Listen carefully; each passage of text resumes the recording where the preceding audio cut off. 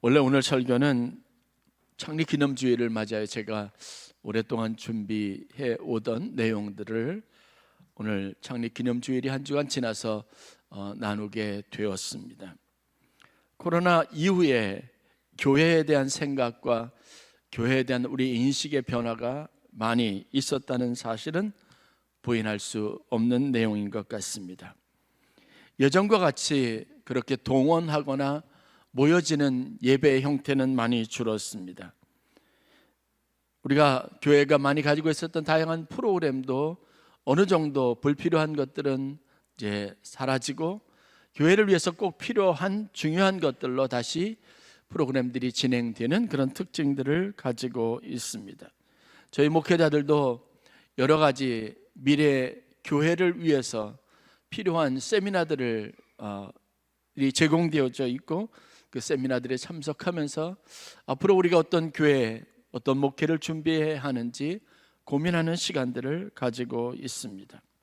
특별히 우리가 운명적으로 맞이하는 대한민국의 교회는 세상으로부터 좋은 평가를 받지 못한다는 사실과 함께 다음 세대의 중심이 되는 청소년 대학생들, 청년들의 이탈이 좀 심하다라는 현실 앞에 서 있기도 합니다. 코로나를 기점으로 대략 10%에서 15% 정도 교회 교인들의 수가 줄어들었다, 교인들의 이탈이 있다라는 통계 수치가 보고되고 있습니다. 그러나 최근에 제가 받아들인 몇몇 통계들에 근거하면 10에서 15% 정도 교세가 감소한 것은 맞지만 상대적으로 남아있는 기존의 성도들이 신앙생활에 좀 더 강한 열정을 가지고 또 신앙생활을 좀 더 활발하게 하려는 그런 모임들로 바뀌어가고 있다는 희망적인 통계 수치가 나오기도 합니다. 저희 교회만 봐도 그런 현상들이 두드러지는 것 같습니다. 그냥 교회가 이끌어가는 여러 가지 프로그램들이나 활동 속에서 신앙생활의 정체성을 찾고 내가 신앙생활하고 내가 믿음생활한다 이렇게 단순히 위로를 받았던 성도들이 코로나를 경험하면서 자신의 신앙에 대해서 진지하게 고민할 수 있는 기회를 가졌다는 겁니다. 남들이 도와주지 않고 교회가 이끌어주지 않고 예배와 모임이나 훈련이 제공되지 않는 상황 속에서 과연 우리는 건강한 그리스도인으로 온전한 신앙생활을 잘 할 수 있을까라는 근본적인 회의감을 갖게 되었다는 겁니다. 저도 여러분도 거기로부터 자신 있게 내가 코로나 때 더 믿음이 강해졌다고 말할 수 있는 사람은 많지 않을 겁니다. 우리가 연약한 존재라는 인식을 가지고 있어서 이제 우리가 모임을 가질 때, 예배할 때 이전과는 다른 열심을 가지고 그리고 믿음 안에서 온전히 서보자라는 결단들을 가지고 여러분들이 매 시간 예배에 임하거나 봉사하고 있다는 사실들을 알 수 있습니다. 지난주가 몇몇 목사님들과 만나서 여러 가지 우리 교회의 미래에 대해서 함께 고민하고 감리교회에 필요한 여러 가지 정책들에 대해서 의논하면서 1박 2일 동안 시간들을 같이 보냈습니다. 각각의 목사님들이 각각의 교회 상황들 속에서 맞이하고 있는 여러 가지 위기 상황들을 언급하고 지금 우리가 어떤 어려움이 있는지 또 앞으로 우리는 목회는 어떻게 해야 하는지에 대한 진지한 성찰과 고민이 있었습니다. 물론 각자가 처한 목회 상황이 다를 수 있겠지만 우리 모두가 함께 공감했던 것은 뭐냐면 우리에게 강화되어야 할 것은 교회의 본질을 회복해야 된다는 사실입니다. 교회가 교회다워야 한다는 겁니다. 이제는 우리가 불필요한 것들은 줄이고 더 중요한 것들을 위해서 교인들을 믿음 안에서 온전하게 세우고 어떠한 위기 상황 속에서 제2의 코로나와 같은 상황이 오더라도 그들을 믿음 안에서 든든하게 세울 수 있는 일에 깊이 관여하고 그 일을 위해서 힘을 쏟아야 된다는 공감 의식을 함께 나누게 된 겁니다. 그리고 그것을 정책에 반영하려고 저희들이 결정하기도 했습니다. 그렇다면 교회의 본질적인 기능과 역할이 무엇일까? 다시 우리가 초심으로 돌아가면 분명하게 떠올릴 수 있는 몇 가지 단어가 있습니다. 그 첫 번째는 교회의 본질과 기능의 핵심은 영혼 구원입니다. 세상 사람들이 예수 그리스도를 알아야 합니다. 경험하게 해야 합니다. 그들이 그에 있는 죄악된 상황에서 하나님의 거룩한 구원의 은총을 힘입어야 하는 겁니다.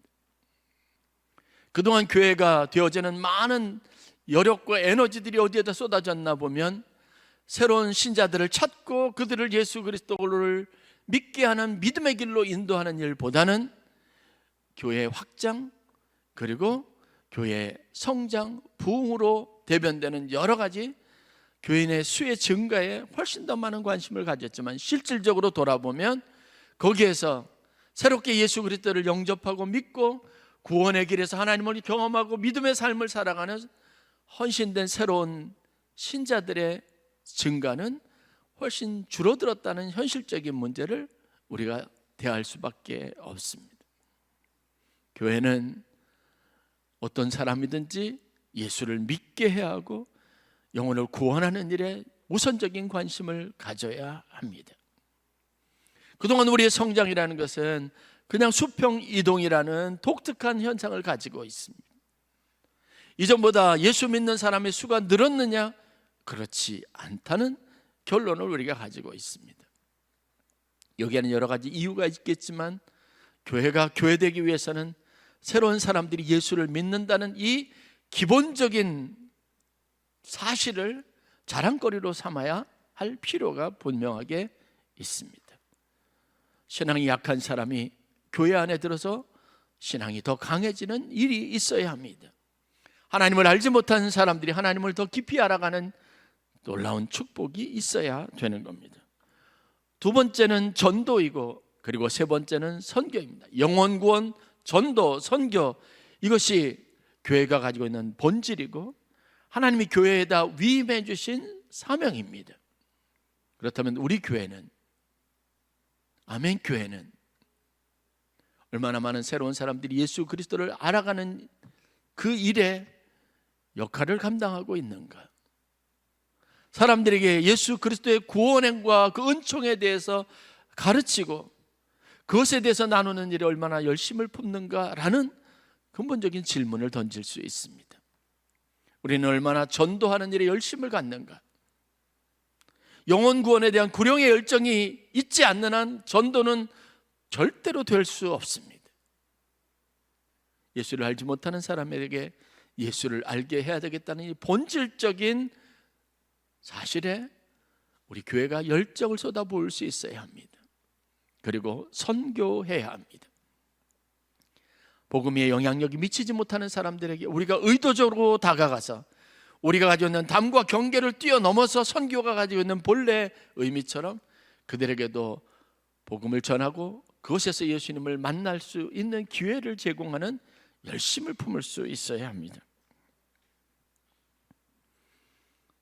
그렇지 못했다면 지금껏 우리가 해왔던 모든 일에는 교회 프로그램이나 우리가 강조하고 우리가 주장했던 성장과 부흥의 그 밑바탕에는 하나님이 보시기에 기뻐하지 않을 요소들이 많이 있을 수 있다는 생각을 가져야 합니다. 저는 지난 몇 년 동안 목회를 하면서 인스티튜셔널, 즉 제도적인 교회가 가지고 있는 맹점에 대한 많은 것들을 생각해 볼 수 있습니다. 교회를 이끄는 힘은 성령이라는 사실을 우리가 믿음으로 고백하지만 사실 목회도 그렇고 목회의 동력이나 교회를 운영해가는 모든 원리 원칙은 그것에 적용되고 있는 것들은 조직의 원리, 효율성의 원리였다는 부끄러운 고백이 있습니다. 39번째 생일을 맞이하던 우리 아멘교회가 깊이 다시 첫 출발점에 서서 하나님 앞에 다시 점검해야 할 게 무엇일까?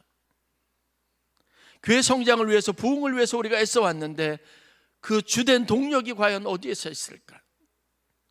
우리가 지금 하고 있는 모든 일들은 어떠한 목적을 가지고 되는 일일까 생각해야 합니다. 부끄러움이 많이 있습니다. 교회는 점점 조직화되어 가고 기능적으로 분화되고 일사불란하게 움직여가고 있는데 싶지만, 그러나 영혼 구원과 전도와 선교라고 하는 이 본래 기능이 교회 안에 생명체처럼 살아 역사하는 원동력이 되는지는 충분히 생각해 볼 여지가 있습니다. 아무것도 할 수 없었던, 그래서 인적 동원이 불가능했던 코로나 시기에 우리가 가지고 있는 힘의 기반이 과연 어디에서부터 오는지 깊이 되물어보지 않을 수 없습니다. 교회의 본래 심장은 성령의 역사하심입니다. 예수 그리스도의 구속과 그 구속의 은총 안에서 하나님의 은혜를 힘입은 성도들이 생명력 있는 모임 공동체가 그 심장으로 뛰는 것이 바로 교회가 가지고 있는 본래 기능인데, 우리 교회를 움직이는 동력들은 다른 힘에 의존되어 있지 않나는 생각을 갖습니다. 조직력, 그리고 이것을 잘 유기적으로 만들어 가려고 하는 어떤 탁월한 행정력, 교회를 운영하는 데 있어서 불필요한 요소는 줄이고 꼭 해야 될 요소들을 강화시키는 이런 분석력으로부터 혹시 우리 교회가 지금까지 여기까지 오게 된 것은 아닌가라는 부끄러운 고백도 있습니다. 그게 강화된 게 아닌가라는 염려가 있습니다. 예수의 생명으로, 예수 그리스도를 전하고자 하는 열정으로, 그게 우리 교회를 이루는 가장 중요한 심장과 같이 우리 심장을 박동시키는 동력이 된다면 지금 우리의 모습은 좀 달라지지 않을까 싶은 생각들도 있습니다. 조직적인 명령체계에서 일사불란하게 움직이는 성도들의 공동체보다는 하나님이 주신 은혜가 있어서 그 안에서 서로 봉사하고 헌신하는 모습이 훨씬 더 잘 드러내야 될 필요가 있다는 생각들을 갖습니다. 우리가 보는 교회와 하나님이 기대하는 교회의 모습은 차이가 많이 있습니다. 우리는 일사불란하게 많은 성도들이 모여드는 공동체를 지향하고 있지만, 하나님은 그 특유의 생명력을 가지고 예수 그리스도를 전파하는 공동체로서의 교회 이상을 가지고 있다는 걸 우리가 다시 한번 생각해 보아야 합니다.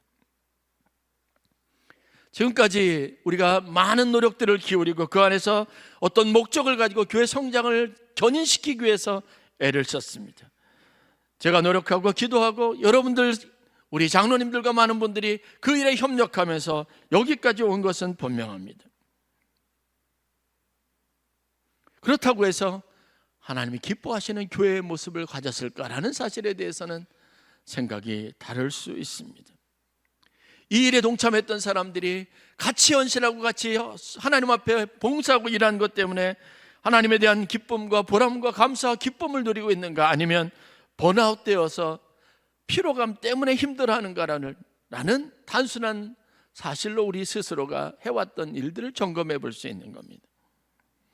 교회는 성장했지만 그 성장의 열매가 과연 성경에 기록되어 있는 성령의 9가지 열매와 같은 것인가는 또 생각해 볼 필요가 있습니다. 나의 성공은 이루었지만 여러분은 그 안에서 허탈감을 느낀다면 이 교회의 성장과 부흥이 정말 하나님이 원하시는 것이었을까라는 생각도 가질 필요가 있습니다. 저는 제도적인 교회보다 예수 그리스도의 생명으로, 그 생명력으로 견인되는 교회를 다시 한번 꿈꿀 수 있기를 여러분들에게 도전하고 싶습니다. 그러기에 되던 교회에 대한 이해가 달라져야 합니다. 사실 오늘 우리가 읽은 본문은 에베소 교회를 향한 바울의 편지, 그리고 특별히 오늘 우리가 읽은 본문의 내용은 에베소 교회와 성도들을 향한 바울의 기도라는 특정한 주제와 내용을 가지고 기록이 되어져 있습니다. 본문을 다시 한번 읽어보겠습니다. 우리 주 예수 그리스도의 하나님, 영광의 하나님께서 지혜와 계시의 영을 너희에게 주사 하나님을 알게 하시고, 너희의 마음의 눈을 밝히사 그의 부르심의 소망이 무엇이며 성도 안에서 그의 기업의 영광의 풍성함이 무엇이며 그의 힘의 위력으로 역사하심을 따라 믿는 우리에게 베푸신 능력의 지극히 크심이 어떠한 것을 너희로 알게 하기를 구하노라 라고 기도하고 있습니다. 바울은 에베소 교회 성도들에게 너희들이 가지고 있는 판단과 생각 말고 하나님께서 교회를 세울 때 너희들에게 주셨던, 계시하셨던 생각과 너희들에게 주셨던 은혜와 너희들이 하나님의 교회를 이루면서 세상을 향해서 봉사하고 애쓰고 노력하고 수고했던 모든 수고가 하나님이 주시는 부르심의 소망 안에서 된 것임을 너희가 알기를 원하노라라고 기도했습니다. 우리가 한 게 아니라 하나님이 하셨다고 다시 한번 그들의 마음을 새롭게 하기를 원했던 겁니다. 이 교회의 성공은 우리가 이룬 것이 아니라 하나님이 이루신 것이라는 사실을 깨닫게 하시는 겁니다. 내가 했던 모든 봉사와 헌신도 내가 한 것이 아니라 하나님이 내게 계시하시고 내게 은혜를 주시고 내게 소망을 주시고 내게 하나님의 교회를 향한 사랑하는 마음을 품게 하셔서 된 것임을 너희들이 알게 하기를 원한다고 기도했던 겁니다. 에베소 교회는 여러분들이 잘 아는 것처럼 바울이 3년의 열정을 가지고 눈물과 기도로 세웠던 교회입니다. 그가 나중에 예루살렘으로 돌아가면서 에베소에 있는 장로들을 밀레도 섬에 초청하면서 그 교회의 중심에 있는 장로들과 함께 서로 정을 나누었던 대화를 보면 그들이 어떤 열정을 가지고 그 교회를 섬겼는지 잘 나와 있습니다. 그런데 중요한 것은 각 사람의 열정이 아니라 하나님의 계시와 그 능력의 충만함이, 하나님이 주신 은혜가 그 일을 가능하게 했다는 사실입니다. 바울이 은장색 사업을 하고 있었던 그 도시의 사람들, 데메드리오나 그가 연합해서 모았던 조합의 사람들이 들고 일어나서 에베소에서 3년 목회를 마치고 쫓겨나게 됩니다. 남겨진 교회 안에서 그들이 겪었던 어려움이 있습니다. 계속되어서 이어지는 핍박이 있습니다. 핵심적인 교회 몇 사람들은 끌려가서 죽임을 당하거나 교회에서 더 이상 지도력을 행사하지 못하게 되는 상황이 옵니다. 그 큰 도시의 3년의 애정을 가지고 어렵게 만들어진 교회가 점점 축소되고 여러 가지 박해와 위기 속에서 교회는 점점 힘을 잃어버리는 듯 보여지는 겁니다.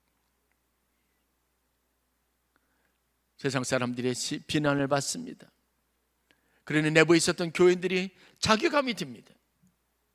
하나님이 계시다면 우리 교회가 이렇게 힘을 잃을 수 있을까라는 근심과 근본적인 신앙적인 회의를 갖기 시작합니다. 하나님이 살아계시다면 저렇게 충성된 일꾼이 자기의 목숨을 잃게 되는 끔찍한 일은 일어나지 않을 것이라는 신앙의 본질적인 회의도 생겼습니다.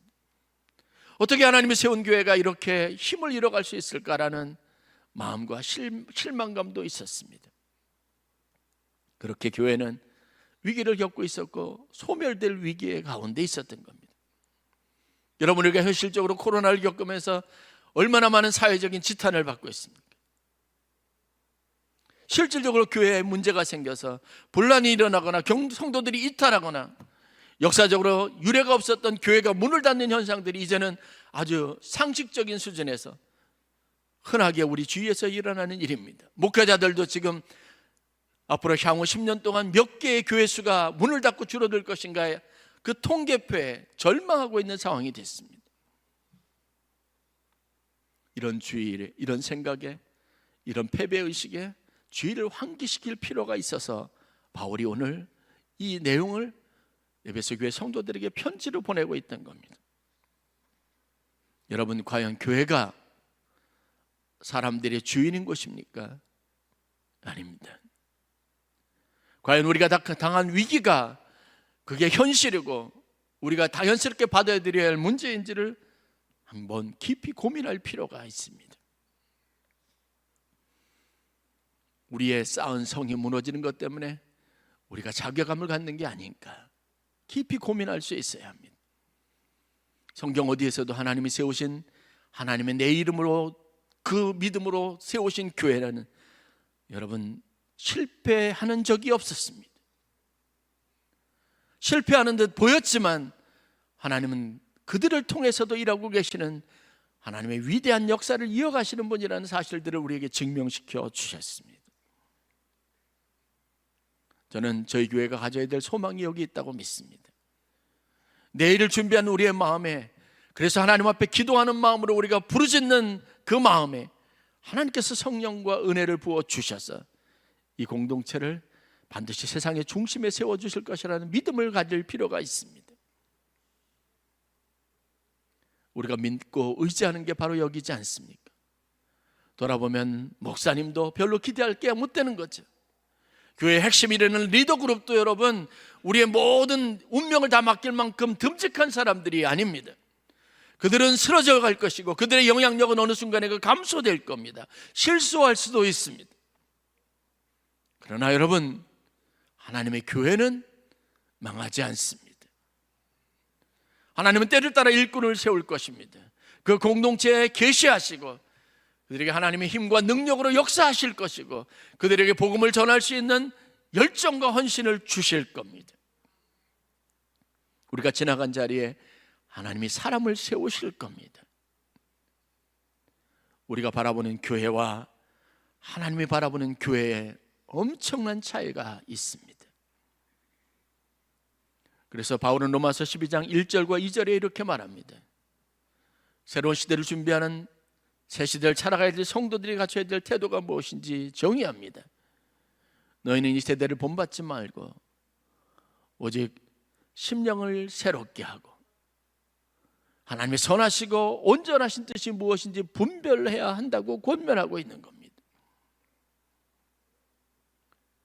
아무리 우리가 위기의식 속에 있어서도 코로나 속에서도 성도들의 감소는 있었지만 그 상황 속에서 더 큰 열정을 가진 신앙에 대한 본질적인 관심을 가진 성도들의 공동체가 다시 활기를 띠고 일어나는 것처럼 우리 안에 하나님이 주실 새로운 활력을 가지고 여러분들이 그 주인공이 되실 수 있기를 주의 이름으로 간절히 축원합니다.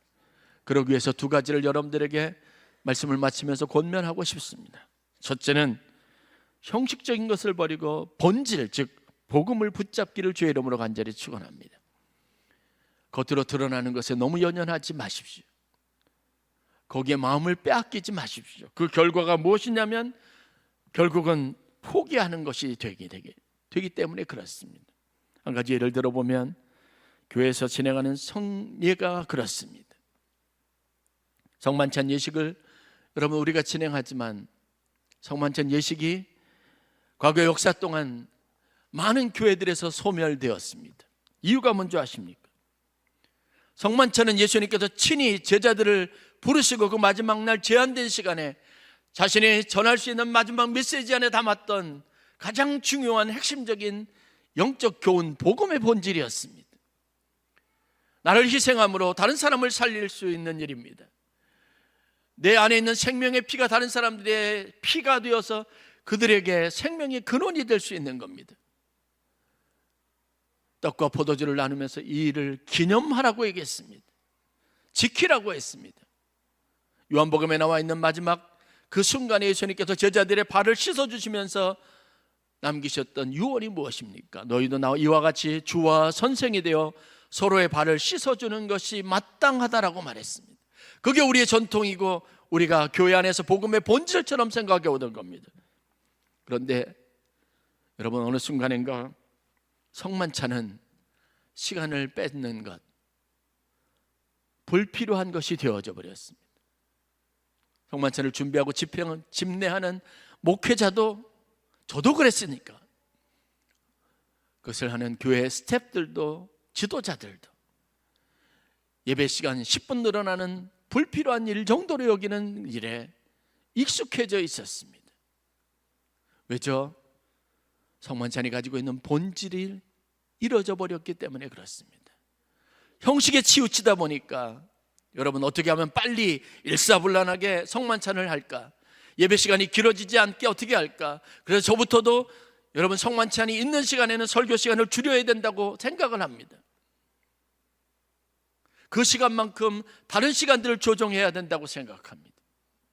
이게 성만찬을 준비하는 목회자의 마음이었습니다.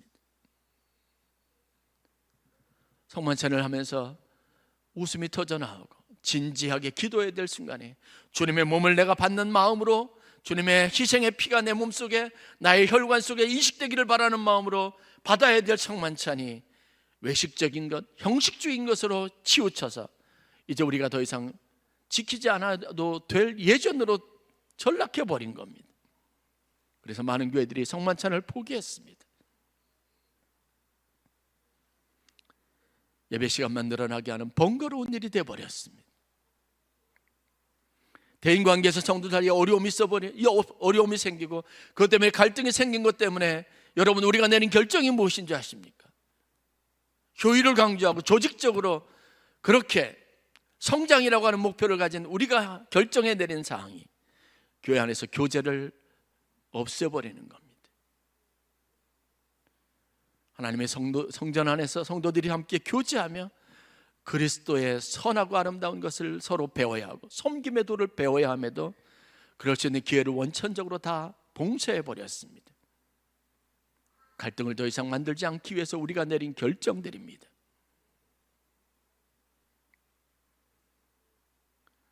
이단으로부터 교회를 방어하겠다고 해서 우리가 기울인 노력의 결과가 뭔지 아십니까? 새로 처음 교회를 찾아온 사람을 대할 때 우리의 마음이 먼저 혹시 저 사람이 신천지가 아닌가라는 생각부터 가지게 만들어버렸습니다. 격한 모습으로 나가서 환영하거나 그 사람이 우리 교회에 온 것 때문에 너무 감사하거나 이런 마음들이 어느 순간인가 우리 안에서 소멸되어져 버렸다는 겁니다.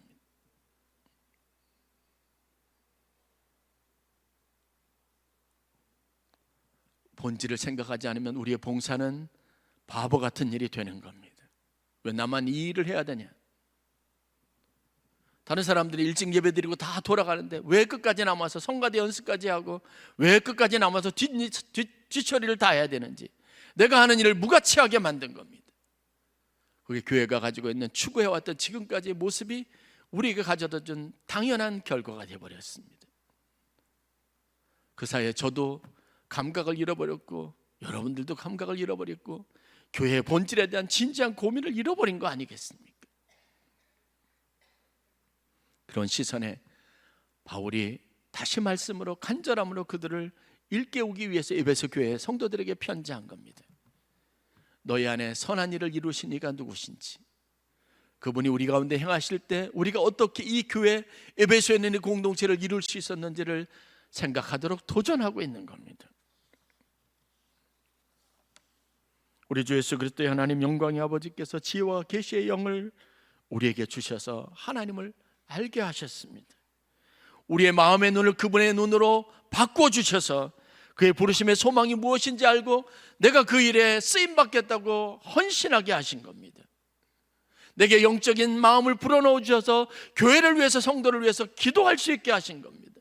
내 의지와 결단이 아닙니다.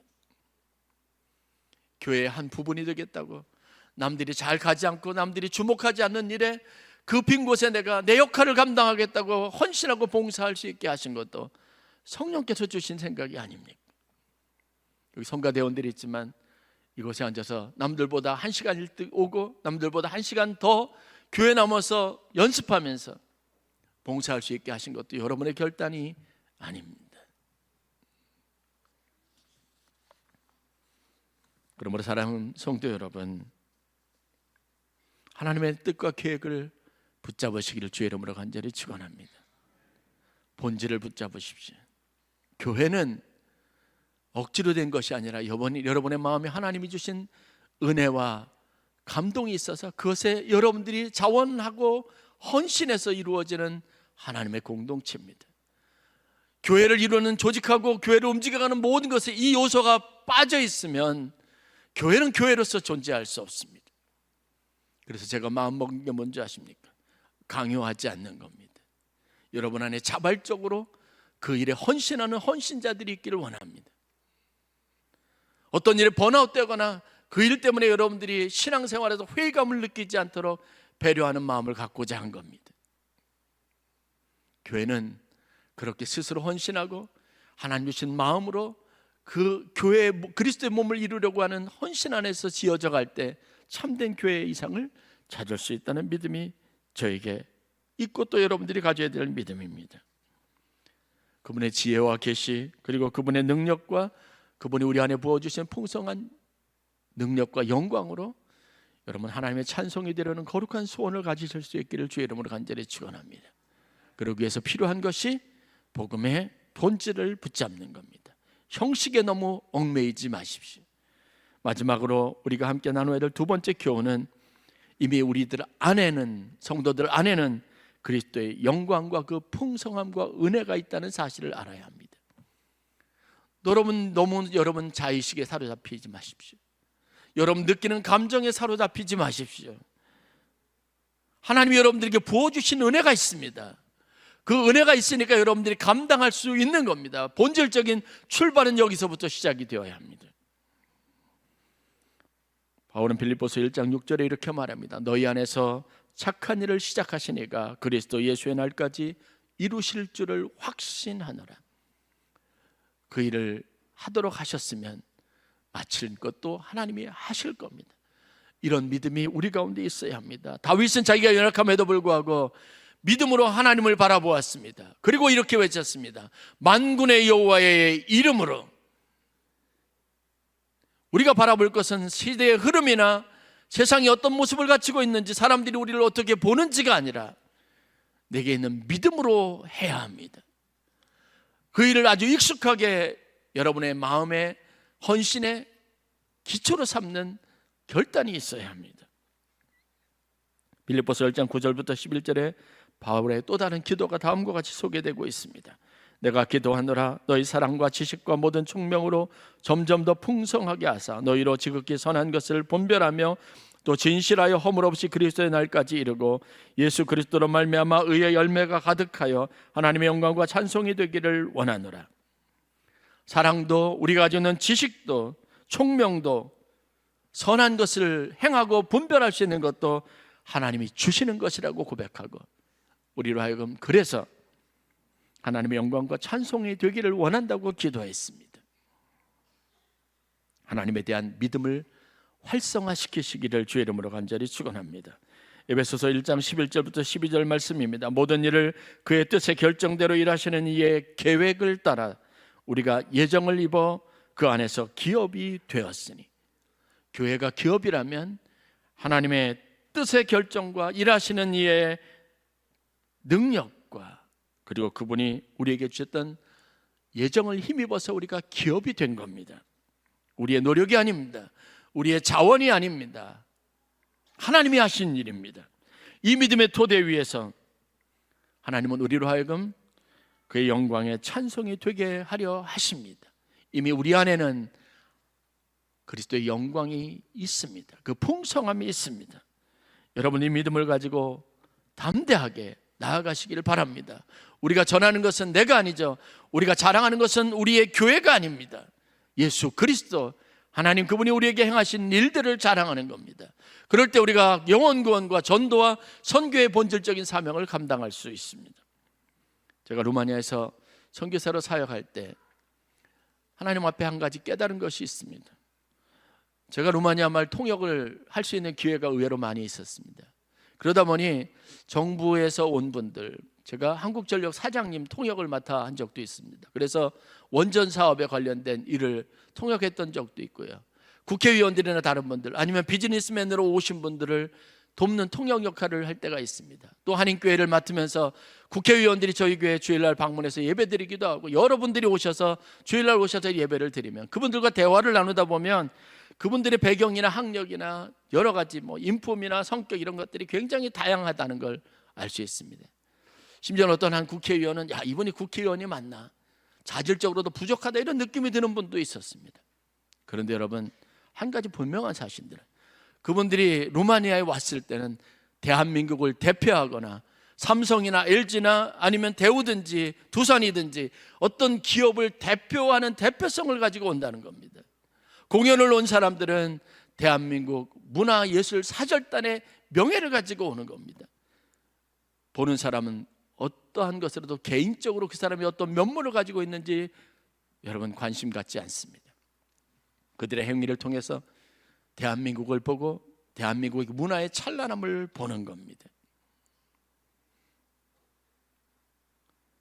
하나님이 우리에게 이와 같으신 분입니다. 그래서 저는 한국 선교사로, 한인교회 목사로서 책임감을 가지고 그것에 적합한 행동을 해야 되겠다는 마음가짐을 갖게 되었습니다. 마찬가지로 여러분, 이 땅에 하나님이 여러분들을 세우실 때 여러분이 어떤 사람인가 보다 더 중요하게 하나님의 영광이 여러분들 가운데 있음을 믿으시고 이 대표성을 가지고 세상을 향하여 나아가시는 귀한 은혜가 있기를 주의 이름으로 간절히 축원합니다. 잊지 마십시오. 복음의 본질을 붙잡으십시오. 두 번째, 이미 우리 안에 있는 하나님의 영광과 찬송이 되려는 거룩한 소원을 가지고 나가시기를 다시 한번 주의 이름으로 간절히 축원합니다. 기도하겠습니다.